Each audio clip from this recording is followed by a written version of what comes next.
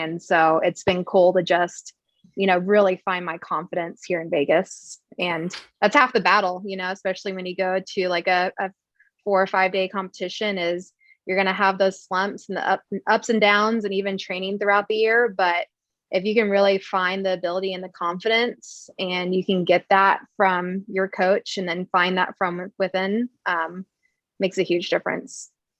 So I want to follow up with that real quick, because last time we talked to you, you talked about having to dial back your, let's say, grit, because you were always trained to kind of push through the pain. Yeah. And you did that to a point where you actually broke your body down. Yeah. So did you get any kind of relief from Justin in ways to do that? Yeah. And I think that's where the confidence comes from, right? Because then, like, you're not going to be missing out, like, as much as you think that you are. If you have the confidence to know what kind of athlete you are and how your body works, then you're able to go a lot farther. So like for me, yes, I have back issues, but I let that define me a lot last year. And I dealt with a lot of injuries last year. But knowing that, we just have to know, okay, for me, maybe it's 3 weeks on and then take a little bit of a deload. And it's different per athlete, right? And so he's giving me the confidence and the ability to be like, okay, I know my body. I really do know my body, and I know what's going to work for me, and what works for Danielle and what works for Carrie isn't going to work for me. And so he does a really good job with like, hey, this is what's going to work for you. It's okay. You're going to be just fine, because you go through all these struggles in your head, especially if something hurts or you're injured or whatever it is. And he's like, it's okay. You're going to be fine. And just hearing that sometimes is enough. And I don't think I heard that enough from my other coaches. It's more just like pushing through the pain and you'll be fine and whatever. And the support that I get from Justin is way different than I have from some of the other coaches I've had in the past.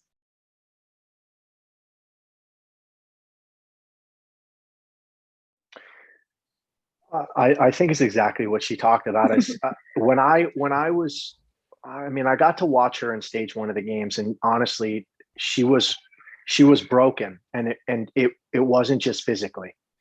She was broken emotionally and mentally.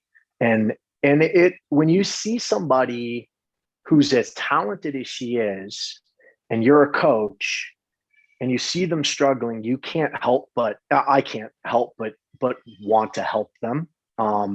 And the fact that she also is just such a good person. Like if she was an asshole, I wouldn't, you know what I mean? Like it wouldn't be, I'd be like, okay, but no, I mean, we got to spend time and, you can just tell a vibe from somebody. And, you can also tell like, in stage one, she was there with her boyfriend, like he's a really cool dude, and just the way she interacted with everyone. And then the way that she was willing to be able to help Carrie and, once she kind of knew that the top 5 wasn't attainable, like, she and Danielle both were really willing to be able to kind of team up and help Carrie get to the next level. And I mean, that takes a lot of character, and a lot of unselfishness.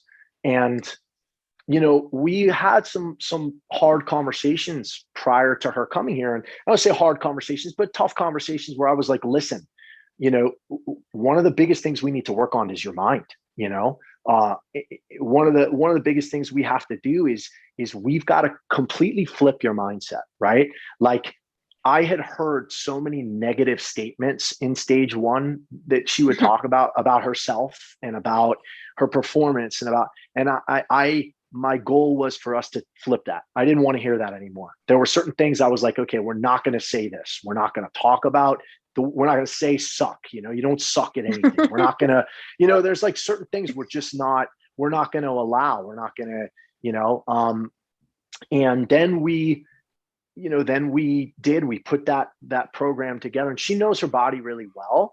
And we kind of came together and we put together a program where we push hard for a couple of weeks, and then we have we back off a little bit, then we push hard, and then we back off. And I think her maturity, as an athlete, understanding that and being willing to accept that, because there's some athletes that they see what the other athletes are doing, right? And they want to continue to push that way. And, I think it was important for her to have someone to say, listen, it's okay to do that. And in the long run, it's going to benefit us, because we're putting together something that's right for you. And so those were some of the things. And then, like I said, just getting to know her and seeing the way she goes about her business, and she's just she's just a solid, good person, and just a freaking scary good athlete, which makes it more, even more fun. So.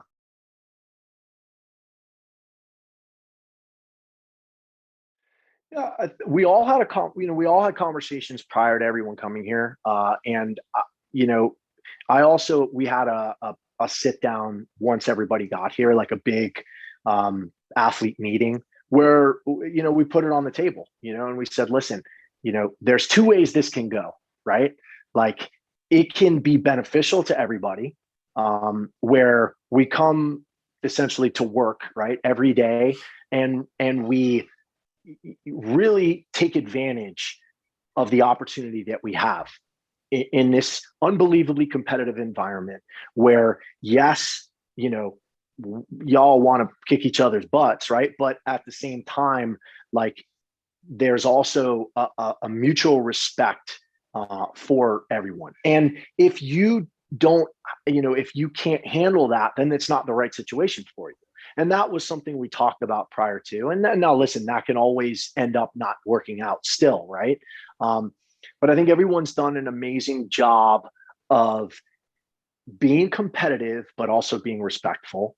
And everyone has goals. And that's one of the big things. I'm a big, put your goals out into the open and talk about them. Otherwise, they're not goals, they're dreams, right? Like, you gotta put them out there.